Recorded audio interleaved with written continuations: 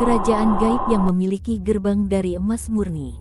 Pulau Mas terletak di Kampung Pulau Mas, Desa Centigi Sawah, Kabupaten Indramayu, Jawa Barat.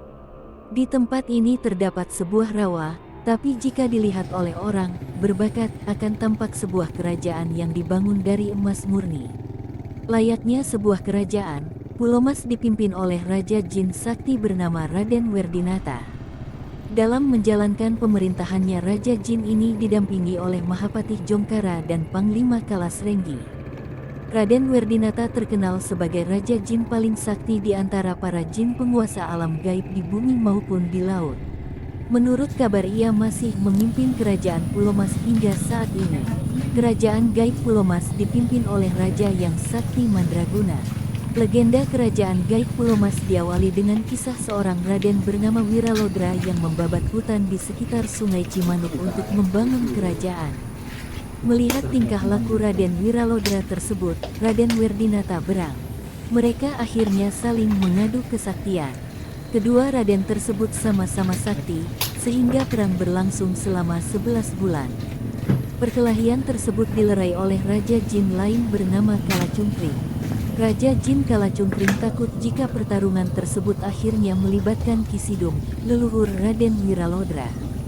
Jika sampai Kisidum terlibat, maka kerajaan Jin di sepanjang Sungai Cimanuk akan luluh lantak. Akhirnya kesepakatan damai disepakati dengan pernikahan lintas alam antara alam manusia dan jin. Raden Werdinata menikahi Putri Inten yang merupakan anak dari Raden Wiralodra. Setelah perdamaian damai, mereka bergotong royong membangun kerajaan. Pembangunan kerajaan tersebut memakan waktu sekitar 3 bulan. Raden Wiralodra menjadi pemimpin pertama di kerajaan yang hingga kini bernama Kabupaten Indramayu tersebut. Raden Werdinata memeluk agama Islam. Setelah berdamai, Raden Werdinata ingin mengikat tali persaudaraan dengan Raden Wiralodra. Namun, Raden Wiralodra tak bisa menerima saudara yang tak seiman. Akhirnya Raden Werdinata mengucap syahadat dan menjadi jin muslim.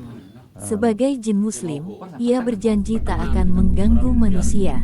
Dengan berdamainya kedua pemimpin dari dunia tersebut, masyarakat kerajaan Pulau Mas dan rakyat Raden Wiralodra juga hidup rukun.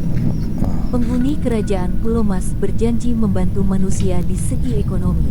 Pesugihan kerajaan gaib Pulau Mas dengan tumbal yang mengerikan. Seiring perkembangan zaman, bantuan tersebut mulai menggeser maknanya. Banyak orang-orang yang ingin cepat kaya dengan jalan pintas. Mereka mengunjungi Pulau Mas untuk mencari pesugihan. Penghuni kerajaan Pulau Mas mau membantu dengan syarat orang tersebut mau menjadi budak di kerajaan Pulau Mas hingga kiamat kelak. Pemberi pesugihan tersebut bukanlah Raden Werdinata.